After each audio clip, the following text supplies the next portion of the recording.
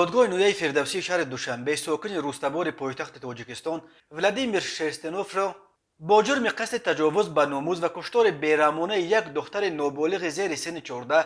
به 29 سال زندان نظامش سنگین محکوم کرد. دادگاه شرستنوف را بر اساس ماده های 32 قسم 3 138 قسم 3 بند ا سوی قصد تجاوز به ناموس نسبت به دختر برعلا به سن 14 سالگی نرسیده و 104 قسم 2 بند و کشتار شخص برعلا نابالغ کودکس جنایتی جمهوری تاجیکستان گناهکار دانست. مرکز مطبوعات دادستانی کل تاجیکستان در شرح این پرونده گفت در رفت تفتیش پیشکی و بررسی سودی معین کرده شده است که شرستنوف ولادیمیر اولهای ماه فوریه سال 2022 با خرسال غایب نظر و مرحبا سال تولدش 2008 شناسایی پیدا نموده بنا به جای زیست نداشتن او را با مادرش موقتا در منزل خود که با والدانش استقامت میکرد جای میکند. سپس او صبح 28 فوریه سال 2022 تخمینا ساعت 08:00 دقیقه 4 عدد شیشه معلول سپیرتی را نوشیده خرسال غایب نظر و را گویا با مقصد به وی کمک رسانیدن با خود به منزل استقامتی شهروند یوسفوف جهانگیر واقع در سروغه نویای فردوسی کوچه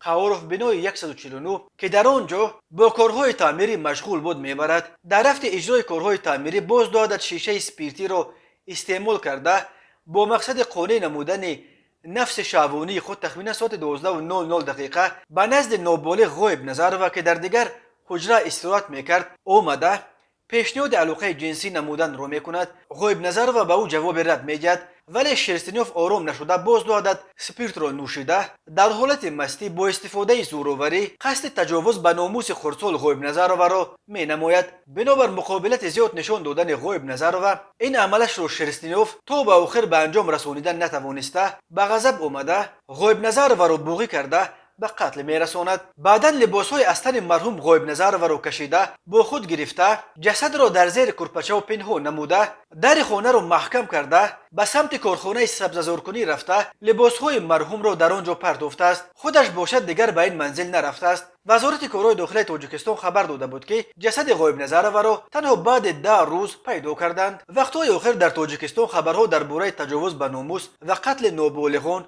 زیاد به دست می رسد. بنا به آمار وزارت کارهای داخلی در نیمه اول سال 2022 در جمهوری 16 حالت تجاوز به ناموس ثبت شده است.